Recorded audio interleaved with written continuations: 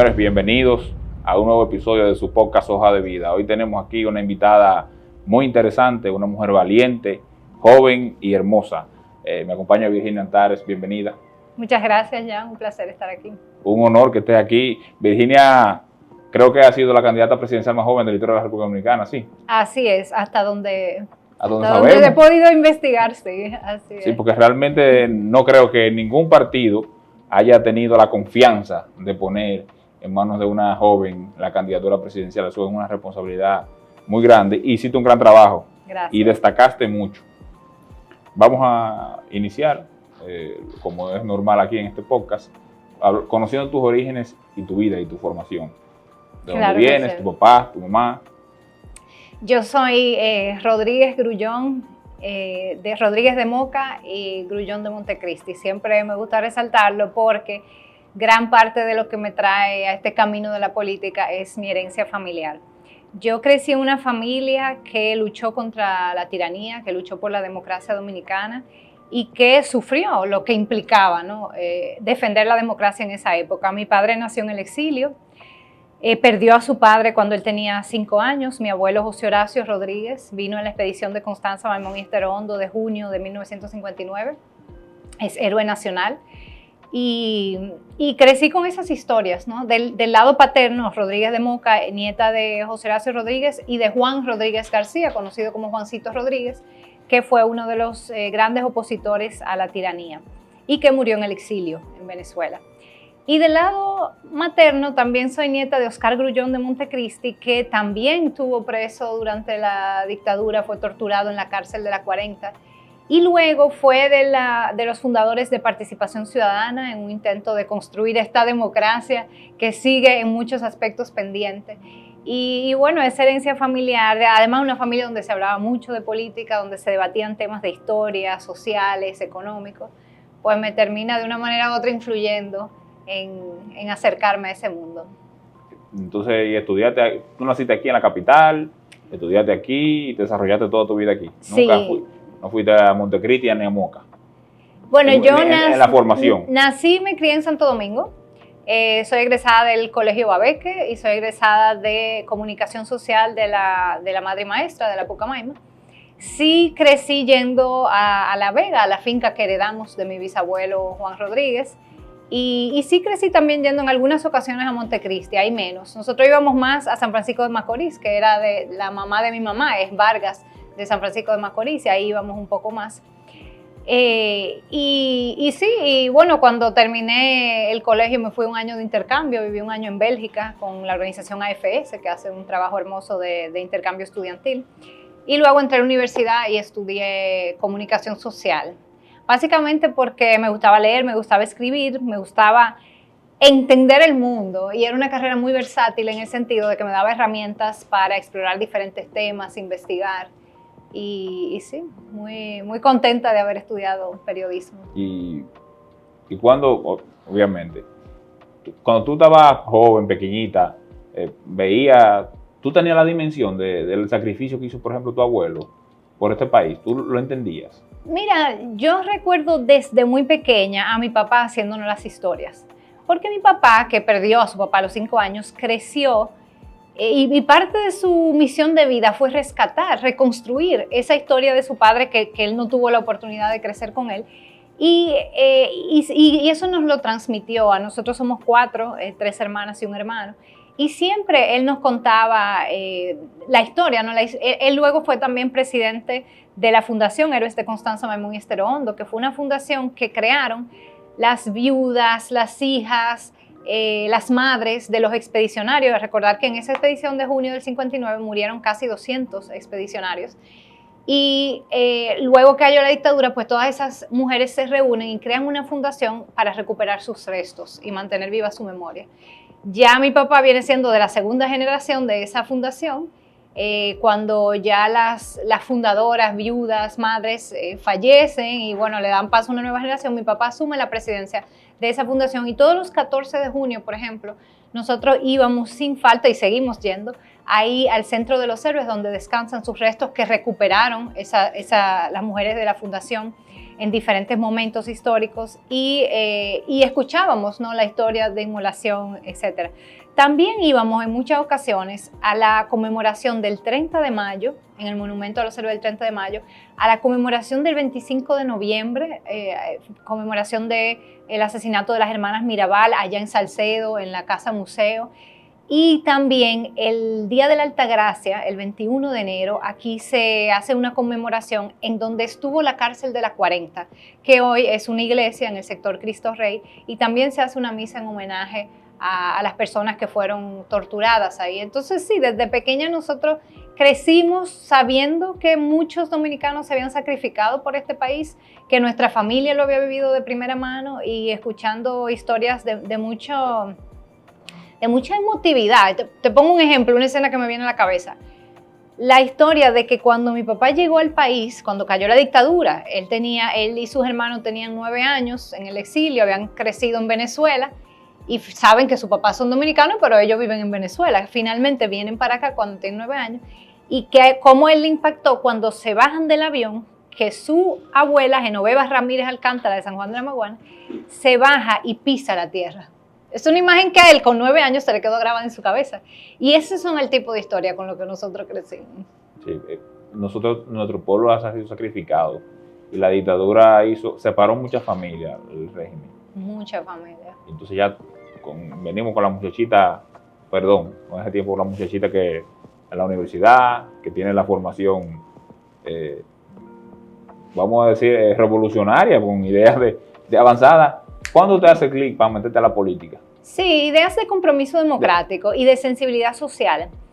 Sin embargo, yo le tenía un rechazo a la política, porque yo crecí en la era dorada del neoliberalismo de los 90, donde se posicionó todo está bien, todo está esa bien. Trampa de que todo está bien, cada quien que se enfoque en su vida, porque ya el mundo va a camino perfecto, y además de que la política era algo o sucio, corrupto, o en todo caso como aburrido, como que no era cool meterse en la política. Y de hecho hubo toda una generación ahí que casi no tuvo involucramiento político producto de esa mentalidad dominante. En mi caso, yo fui víctima de esa trampa y por eso yo canalicé ese interés, esa sensibilidad que yo tenía en los movimientos sociales.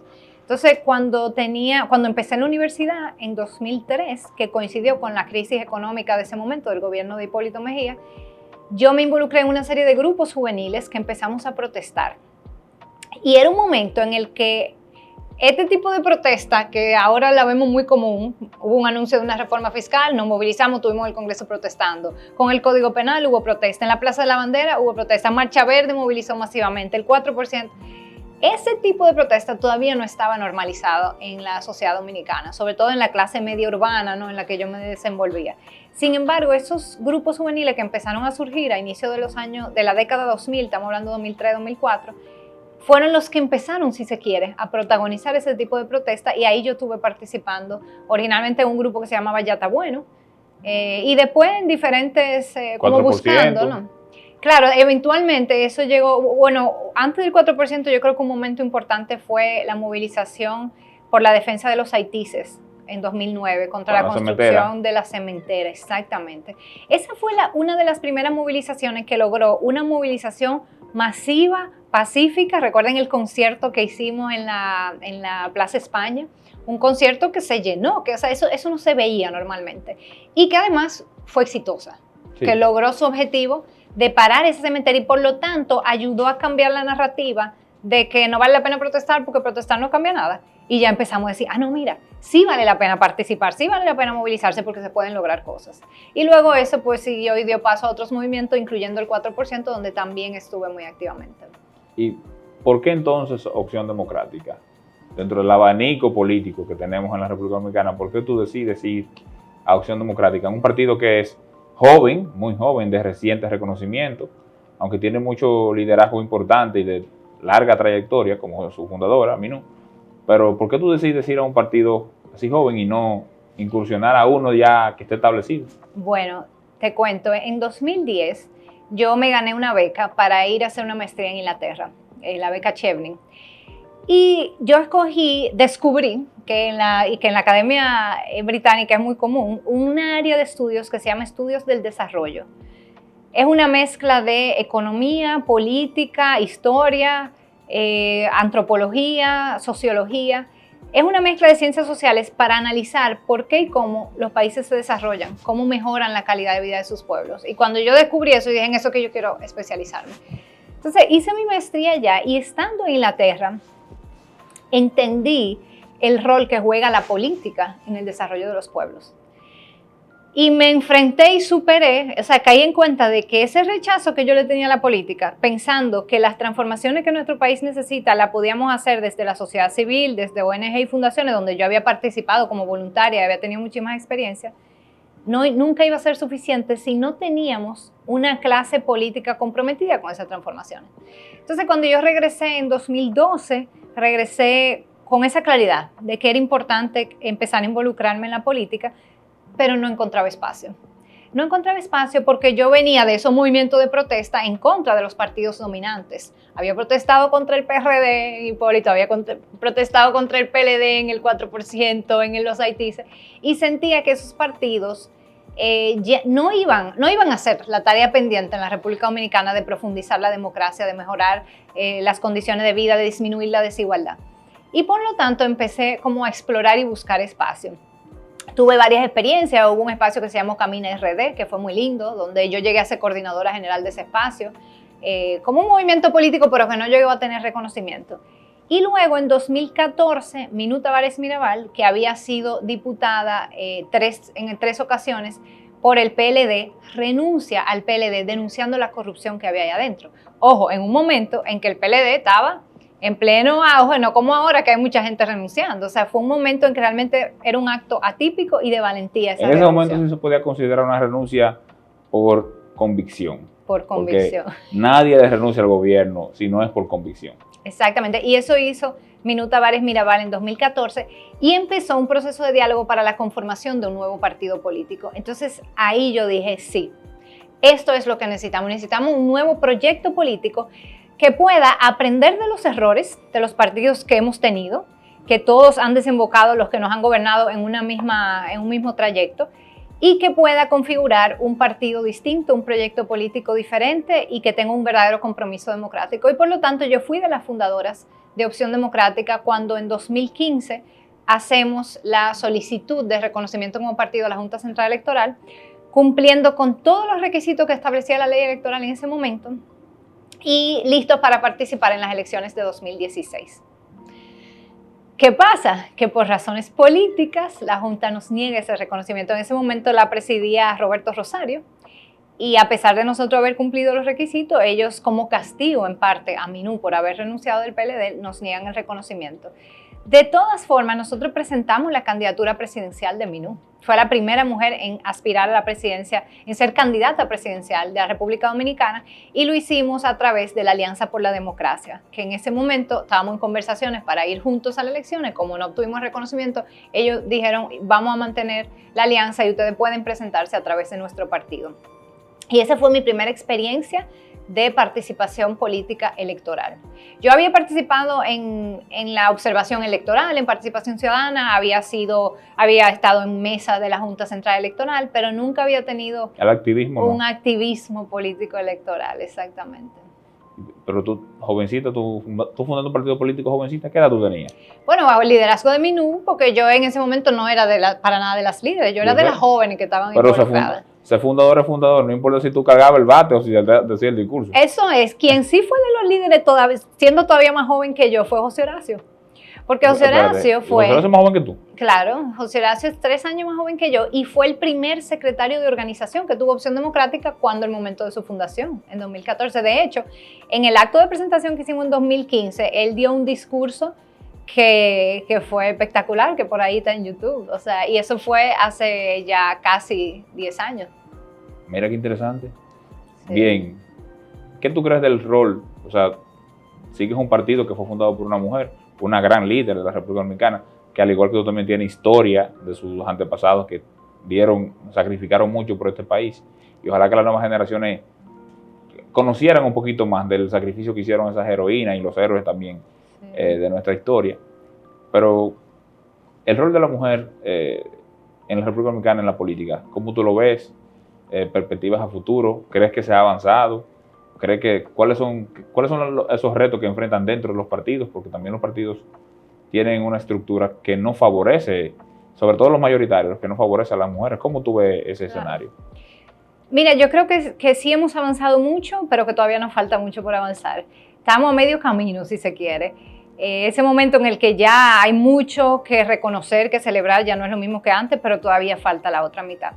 Y lo digo porque yo tuve la oportunidad de trabajar en el Centro de Investigación para la Acción Femenina, el CIPAF, que es la organización, si se quiere, pionera de República Dominicana, una de las más antiguas y más importantes en defensa de los derechos de las mujeres, fundada por Magali Pineda, que fue una gran líder feminista.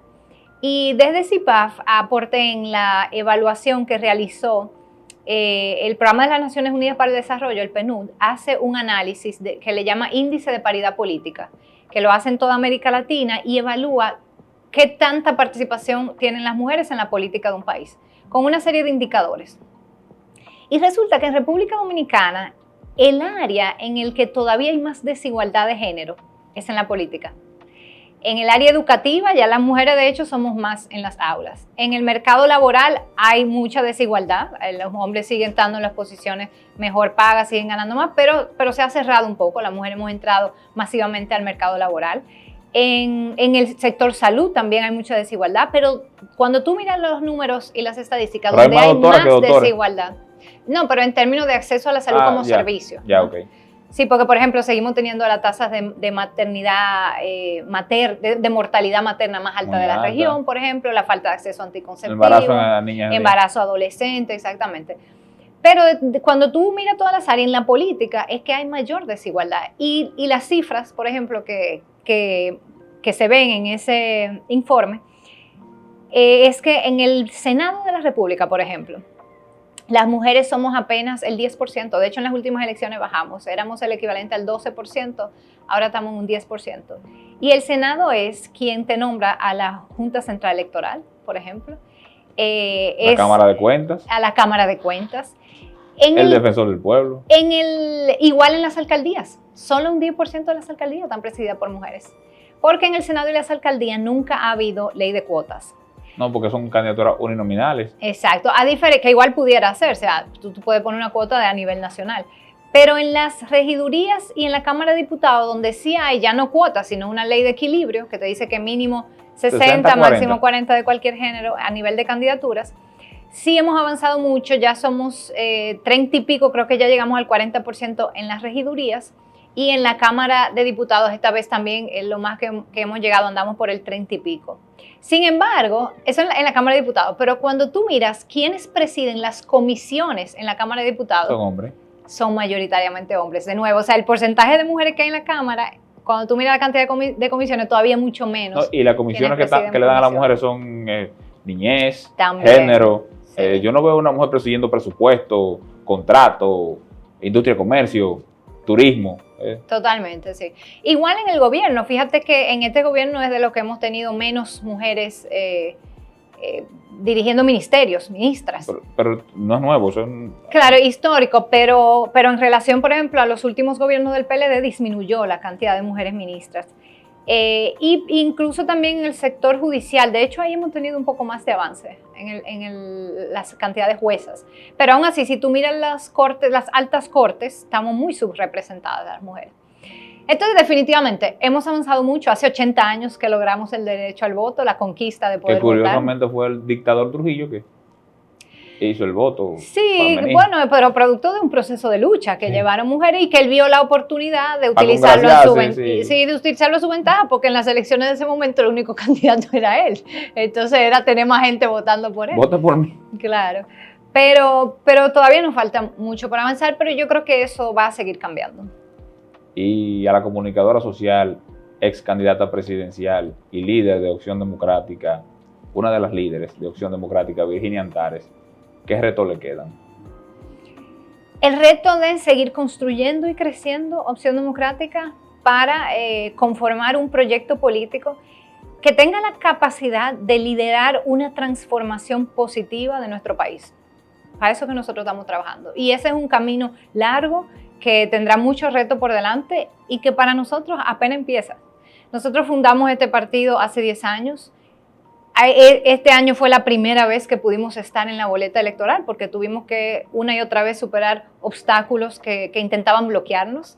Ahora nos dejan estar en la boleta electoral, pero seguimos participando en un sistema electoral que sigue intentando bloquearnos, ¿no? Que las reglas son sumamente injustas, pero seguiremos trabajando para superar esos obstáculos, para seguir creciendo, para seguir ganándonos la confianza del pueblo dominicano que ha sido tantas veces defraudado y que por lo tanto es muy reacio de confiar en opciones políticas. Eso es válido, nos toca a nosotros, quienes queremos presentar una alternativa política, ganarnos esa confianza con la coherencia, con el trabajo, con el compromiso y con mucha creatividad, porque el camino es difícil y esto lo hacemos con el corazón, con la tripa y con las garras. Pero es siempre que podamos, por ejemplo, yo creo que lo que nosotros hicimos valió la pena en sí mismo. Aquí había gente, y así me lo dijeron el día de las elecciones, que no había ido a votar desde la época de Peña Gómez y fue a votar por nosotros el día de las elecciones. Ese es el tipo de cosas que nos confirman que sí, que esto hay que seguirlo haciendo y mientras podamos y estemos en condiciones de, pues lo seguiremos haciendo. ¿Cómo maneja una joven como tú la responsabilidad porque una responsabilidad que alrededor de 25,000 dominicanos hayan marcado tu cara? Entonces ya yo imagino que, espérate, ya yo de una manera u otra soy un referente para la nueva generación y para mucha gente. ¿Cómo se maneja eso? Porque independientemente de que tú seas eso, tienes una vida. ¿Cómo manejas esa parte? Mira, yo creo que parte de lo que la gente valora de esta propuesta política, tanto mía como de los liderazgos de Opción Democrática, pienso en José Horacio, el trabajo que hizo desde el Congreso, pienso en Nicole Pichardo, que fue candidata en Santo Domingo Oeste, Eric Ortiz, que fue nuestro candidato a senador aquí en el Distrito Nacional, hasta una Daris Estrella, candidata a senadora en la provincia de Ocoa. Yo creo que parte de lo que la gente, y muchos otros, ¿no? Eso fue en alianza con el Partido de la Liberación Dominicana y tuvo muy buena votación. Claro, y somos, y a eso iba, yo creo que parte de lo que la gente valora es que somos personas que somos auténticas en lo que le presentamos a la población. O sea, nosotros nos presentamos como somos,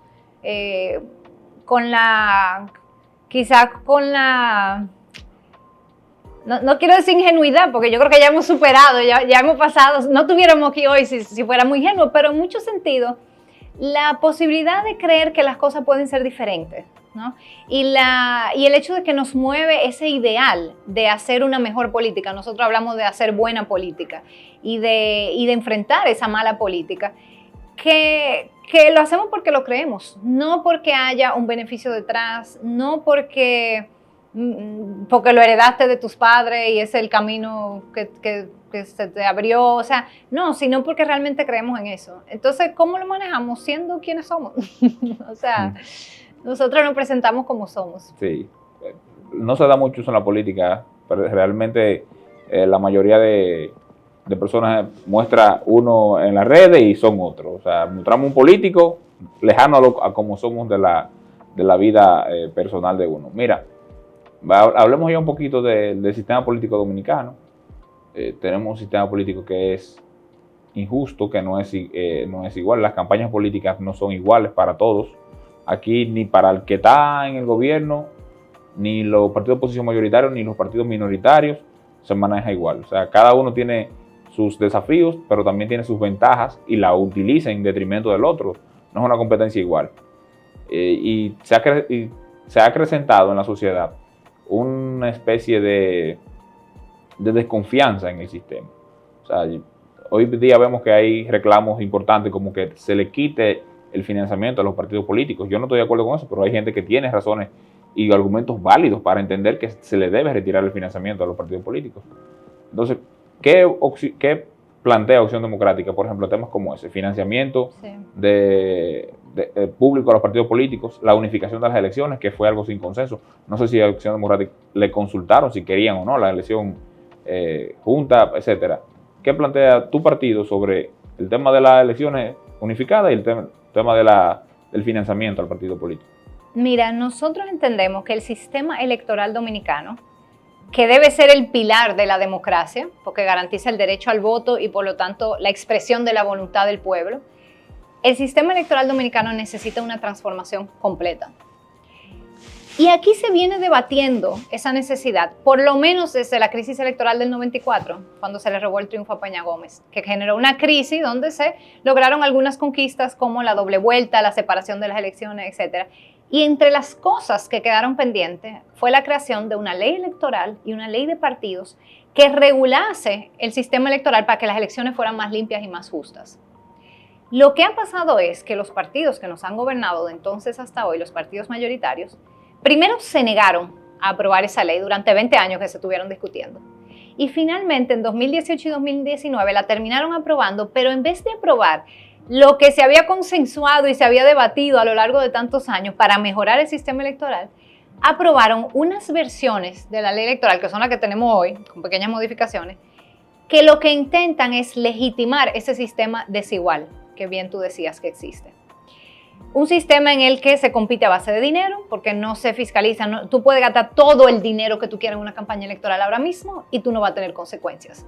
Eso es impensable en cualquier país democrático, eso hay que regularlo. Donde tú puedes recibir dinero de cualquier sector sin que nadie te investigue y no hay ninguna consecuencia. Entonces, lo que está pasando es que estamos teniendo candidatos que ganan no porque tienen un liderazgo comunitario, tienen las mejores propuestas, hacen una buena campaña y convencen a la gente, no, sino porque tienen más dinero.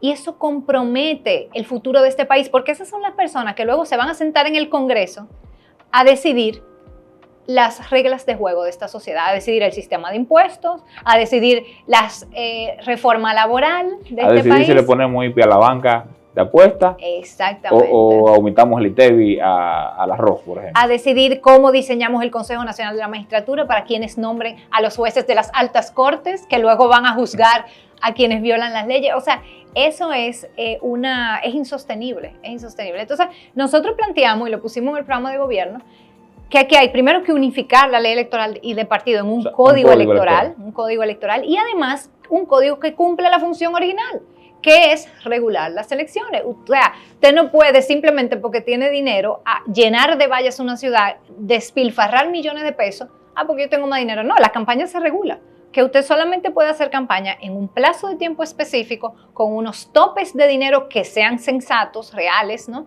Porque se pusieron unos topes millonarios, y luego que si tú violas esos topes o esos plazos, tú tengas sanciones, incluyendo que te quiten la candidatura, porque ¿cómo tú pretendes llegar a un puesto de poder donde tú debes hacer que se cumpla la ley si tú lo que estás haciendo campaña violando la ley, ¿no?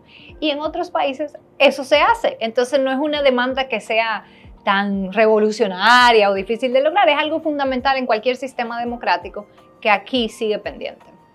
¿Cuánto tú gastaste en la campaña tuya? ¿O cuánto gastó tu partido en tu campaña? Nosotros hicimos una rendición de cuentas donde presentamos como gasto monetario 1.8 millones de pesos. Si a eso tú le sumabas el gasto voluntario y donaciones en especie, que si del local de campaña que nos prestaron, que si de cosas que nos donaron, la campaña llegaba a unos 8 millones de pesos. Eso gastó la campaña presidencial de Virginia Antares, y con eso logramos que nos contaran, porque nunca sabemos cuánto sacamos. Ese es otro reto del sistema dominicano, que si tú no tienes defensa del voto, pues te los roban. Pero logramos que nos contaran más de 25,000 Y se conoció en el país entero tu propuesta, de manera que fue suficiente. Pero hay algo, decías que no hay, yo creo que también hay complicidad con el tema, porque por ejemplo, la Junta Central Electoral tiene la obligación de fiscalizar a los partidos políticos.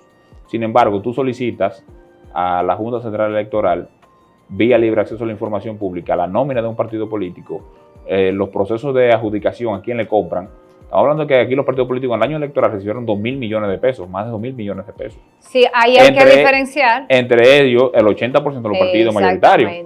Entonces, los partidos recibieron alrededor de 500 millones de pesos cada uno de los mayoritarios, pero aquí nadie sabe quién está empleado en uno de esos partidos, cuál es el proceso de selección para adjudicación de compra de material gastable, de publicidad, qué forma utiliza esos partidos políticos, y la Junta Central Electoral tú le encaminas una solicitud vía la ley de libre acceso a la información y no cumplen con eso. De hecho, yo creo que a los miembros actuales de la Junta se les debe pedir cuenta por eso, porque quien dirige el tema de libre acceso a la información pública, creo que el señor Vilches, no le presta la atención debida a eso. Yo tengo solicitudes de libre acceso a la información pública a partidos políticos y es como que tú le estás pidiendo algo y a ellos no les interesa cumplir ni siquiera con los plazos.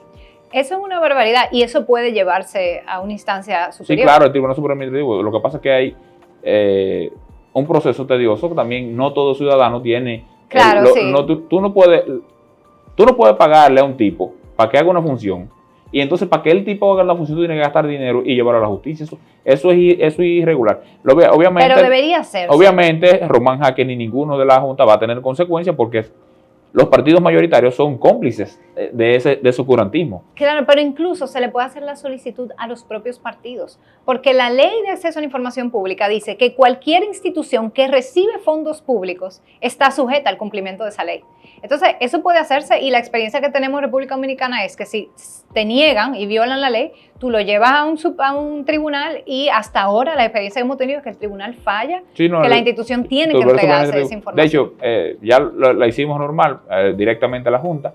La Junta, como es obvio, te digo, en lo personal me entregaron un CD con una información que supuestamente tenía lo que solicité y me lo entregaron del partido político que no me interesaba saber.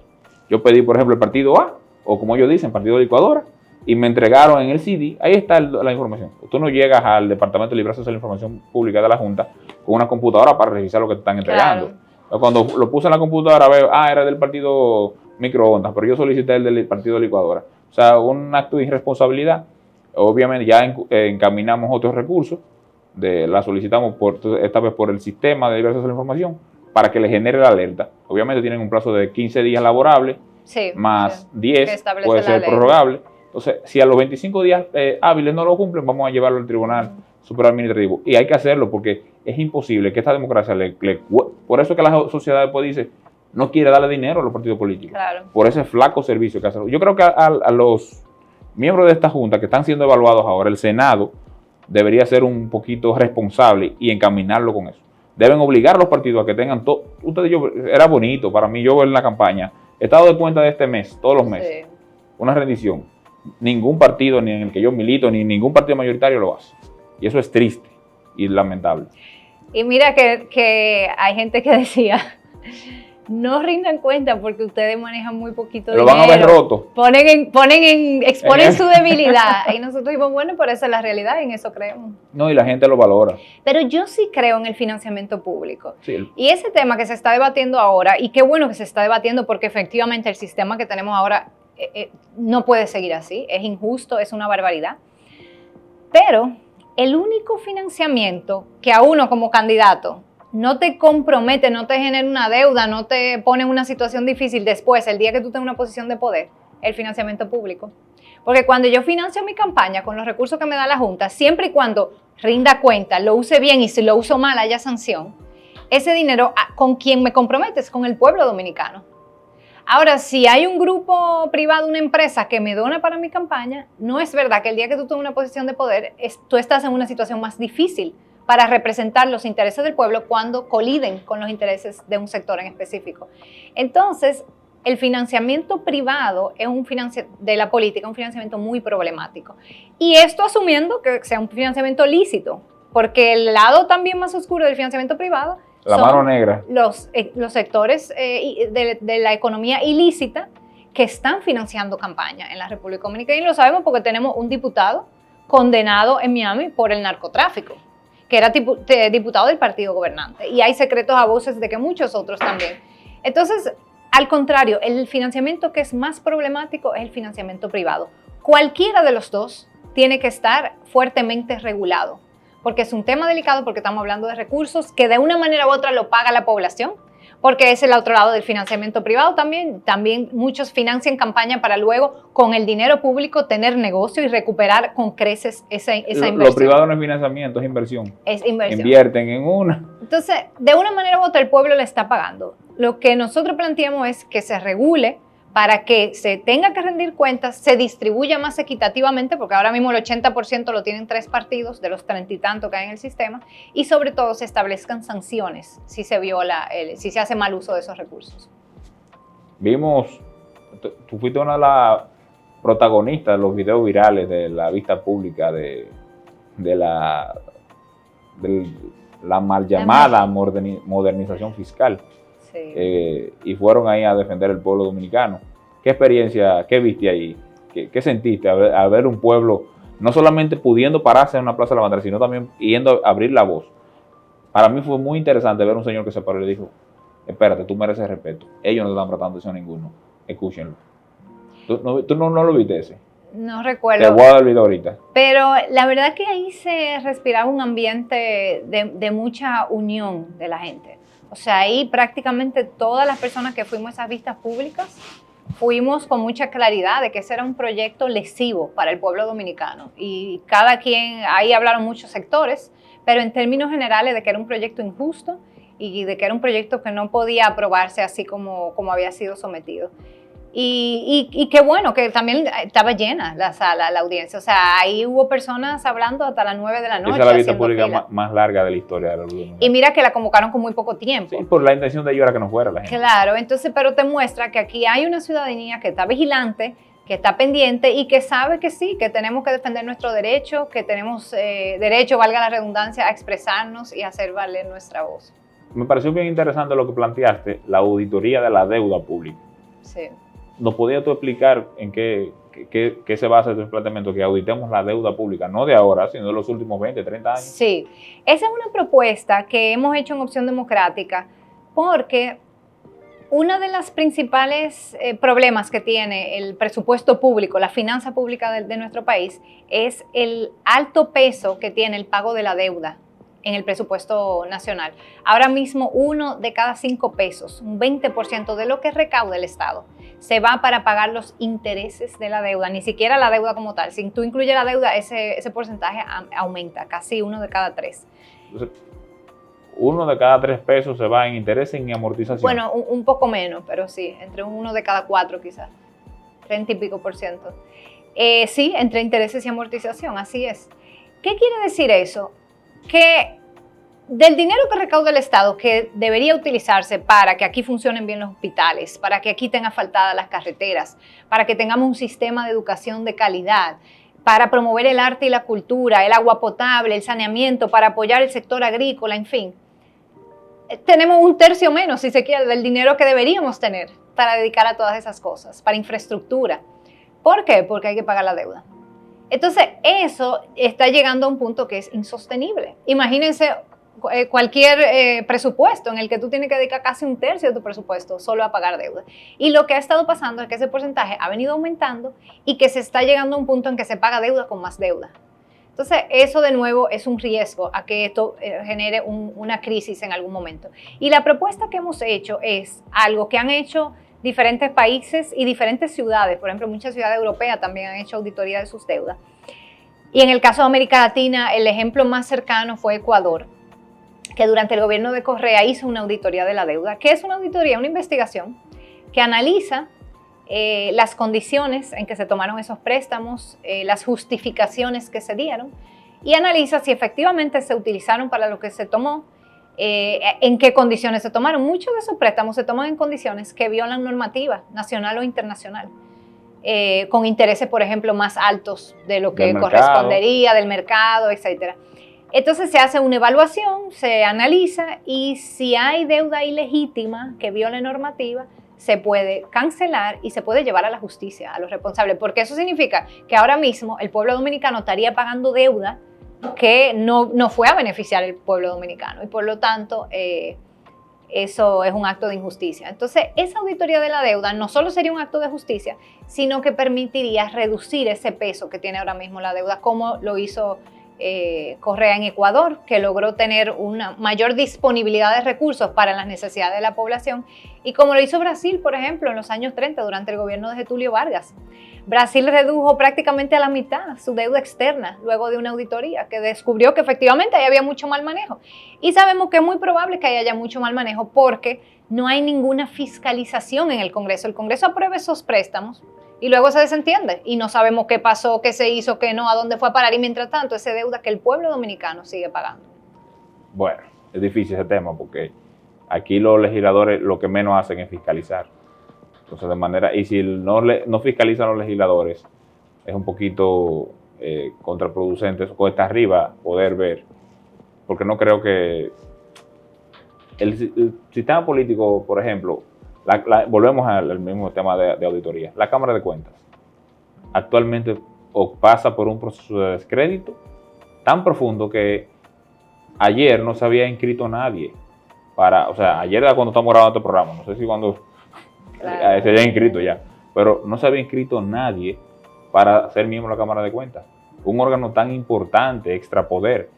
Obviamente ha habido un sinnúmero de cosas que han afectado la imagen de esa institución, empezando de los incumbentes que tienen ahora, cómo actuó el Ministerio Público sobre la Cámara de Cuentas, cómo actuaron supuestamente los anteriores. O sea, ha venido históricamente un sinnúmero de cosas que ha quitado Me gustaría a mí ver jóvenes de 30 años, 40 años, aspirando a ir a la Cámara de Cuentas, a ser los fiscalizadores. Aquí tenemos firmas auditoras internacionales que tienen jóvenes muy capacitados, que tienen muy buen salario y tienen muy buena remuneración de las profesiones de contadores y el área de economía, pero no quieren ir a la Cámara de Cuentas, porque esa institución tiene un descrédito. Y una muestra de eso es que, mira, no auditan los partidos políticos. Gastamos 2.000 millones de pesos y ningún partido va a ser auditado por la Cámara de Cuentas. Ningún partido dominicano va a ser auditado por la Cámara de Cuentas porque los miembros de la Cámara de Cuentas tienen miedo a que luego esos partidos no los elijan para ir a la Cámara de Cuentas. O sea, es un círculo vicioso muy grande. Y la única manera de romperlo es llevando al Congreso a personas que vayan con otra agenda política. Es la agenda política de democratización y de rendición de cuentas. Eso es un reto que tiene esta sociedad. Virginia, que obviamente, estábamos hablando del tema de reforma fiscal. ¿Opción Democrática entiende que reforma fiscal es necesaria o no? Sí, nosotros planteamos en nuestro programa de gobierno una reforma fiscal, ojo, una reforma fiscal en beneficio del pueblo dominicano. Porque de hecho el sistema de impuestos que tenemos ahora mismo y que se mantiene, ya que esa reforma que presentó el presidente Abinader no va, es un sistema sumamente injusto. Es un sistema injusto que aumenta los niveles de desigualdad en la República Dominicana. Entonces, el sistema de impuestos es una de las vías para hacer una sociedad más justa y menos desigual. Y por eso la propuesta nuestra es una reforma fiscal que haga el sistema más justo, bajo el lineamiento de la justicia fiscal, que es un principio. ¿Y cómo se lograría eso? Mira, actualmente más de la mitad de los impuestos que recauda el Estado dominicano son impuestos regresivos. O sea, que aumenta la desigualdad porque se basa en el consumo y lo paga todo el mundo igual sin importar cuánto dinero tú tengas, cuánto tú ganes. En los países que tienen mejor calidad de vida, más de la mitad de los impuestos se recauda de impuestos progresivos, que se basan en cuánto ingreso tú tienes, en cuánto capital, en cuánta propiedad, en cuánta riqueza tú tienes. Y eso es lo que habría que hacer en la República Dominicana. Por un lado, hacer el sistema más justo, aumentando la recaudación de impuestos progresivos y disminuyendo. Básicamente que paguen más quien tiene más. Quien tiene más. Y luego, que pague quien le toca, porque también parte del problema del sistema es que hay mucha evasión y mucha elusión y muchas exenciones. Entonces, nosotros planteamos reducir la evasión y la elusión, por un lado, para cobrar a quienes no están pagando, en vez de, como quería esta reforma, cobrarle más a quienes ya pagan. Y luego, revisar todas las exenciones fiscales. Necesitan un proceso de revisión porque, si bien no es que no deba haber ningún tipo de exenciones fiscales, las exenciones tienen un rol que jugar para promover el desarrollo, tienen que ser lo que nosotros llamamos incentivos inteligentes, que tú los otorgas en función de un resultado que te está dando esa empresa, ese sector.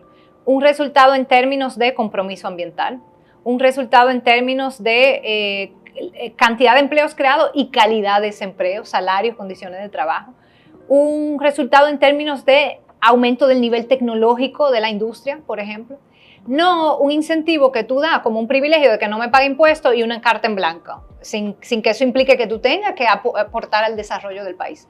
Entonces, ahí también hay mucho espacio para recaudar impuestos sin tener que cargar a las familias dominicanas que ya pagan mucho.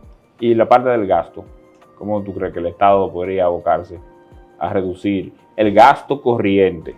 Porque he escuchado al presidente decir, somos uno de los países de América Latina con el gasto más bajo, sí, presidente, con el gasto de inversión. Exacto. No, No, bueno. El gasto de inversión más bajo. Y el gasto social, la inversión social también Sí, es de la más baja. Pero también, pero vamos a hacer eso, gasto de inversión. Sí. Porque el gasto corriente de la República Dominicana es muy elevado con respecto al PIB. Entonces yo creo que ahí es que tiene que enfocarse. Bajar un poquito nómina, gasolina, servicios, etcétera, claro, y tratar de construir más puentes, etcétera. Sí. El gasto social aquí creo que se puede aumentar, pero también el gasto social es un reflejo del fracaso de los políticos, porque si tú me dices a mí que tienes que regalar muchas tarjeticas supérate, indica que tus políticas para reducir la pobreza no están siendo efectivas. No, pero ahí depende el tipo de gasto social. El gasto social no es solo. Nosotros queremos servicios universales de calidad.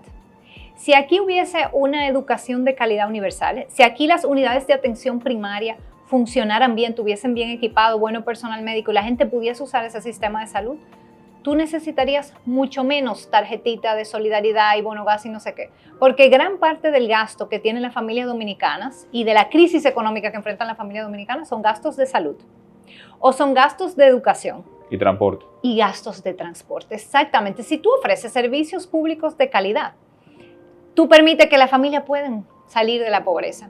Si tú mejoras la política salarial para mejorar los niveles salariales en la República Dominicana, también tú elevarías a muchas familias de una situación de pobreza y por lo tanto, la idea, cuando nosotros decimos mayor inversión social, estamos hablando mayor inversión en servicios públicos de calidad y eso incluye muchas de las cosas que mencioné ahorita, agua potable, transporte, cultura.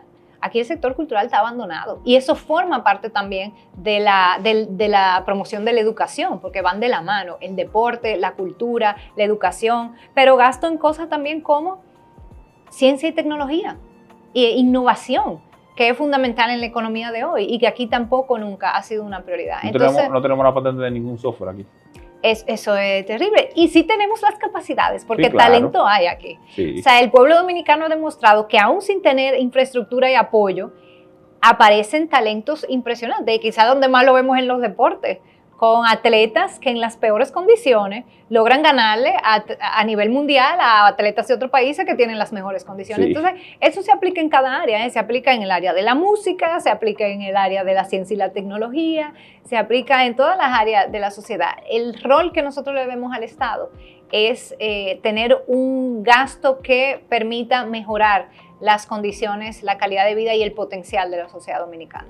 Virginia, en esta reforma, ya para ir cerrando el tema de la reforma, se planteó el tema de la eliminación del artículo 39 y 34 de la ley de cine, que plantean los incentivos a esa área. Dijiste que el tema de los incentivos ahorita, pero también defiende la cultura. Y de hecho se llevaron el tema de la ley de mecenazgo sin que se haya se haya implementado, se proponía. ¿Cómo tú entonces vemos eso? No los incentivos así, carta blanca, pero la ley de cine, que proteger la cultura. ¿Cómo se haría eso? ¿Qué posición tienen ustedes? ¿Lo eliminamos? ¿Lo fiscalizamos? ¿Lo regulamos más? ¿Qué hacemos? Por ahí va la cosa. Esa es una ley que definitivamente necesita revisión. Y yo te lo puedo decir por experiencia propia, porque yo soy socia de una productora de cine de mujeres en la República Dominicana, se llama Producciones Minervas, que estrenamos, por cierto, nuestro primer largometraje, un documental este año, que se llama Aquí Estamos, va a estar en el Festival de Cine Dominicano de Nueva York, el 9 de noviembre se presenta ya en Nueva York. ¿Y qué vimos? Que si bien lo que ha logrado la ley de cine es sumamente positivo en términos de promover el desarrollo de un sector que prácticamente era inexistente y que hoy empieza a posicionarse, también es cierto que se ha abusado muchísimo ese incentivo y que hay un robo, una evasión al fisco a través del mal uso de esos mecanismos.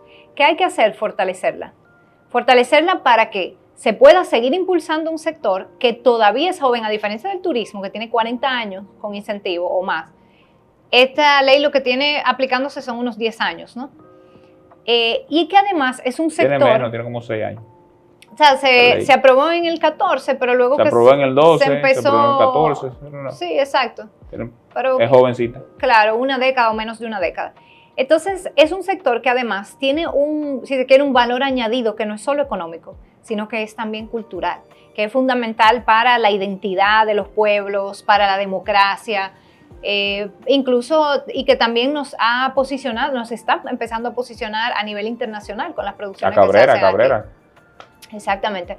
Entonces, nuestra posición es que tiene que ser revisada y fortalecer los mecanismos, pero no simplemente eliminada y truncar un proceso de un sector que está empezando a florecer. Yo estoy de acuerdo con eso y creo que no hay nadie con mayor experiencia que el mismo Jochi Vicente para plantear una revisión a esa ley, allá que produjo varias películas que creo que conoce bien cómo funciona todo y dónde podría regularse. De manera que ojalá haya el interés del ministro de Economía de regular esa ley. Mira, Virginia, ¿y tú vas a seguir aspirando a la presidencia o qué decides? ¿Te gustó la experiencia? ¿Vas de nuevo a ser candidata? Mira, nosotros seguimos trabajando y yo sí voy a seguir siendo parte del impulso de un proyecto político diferente.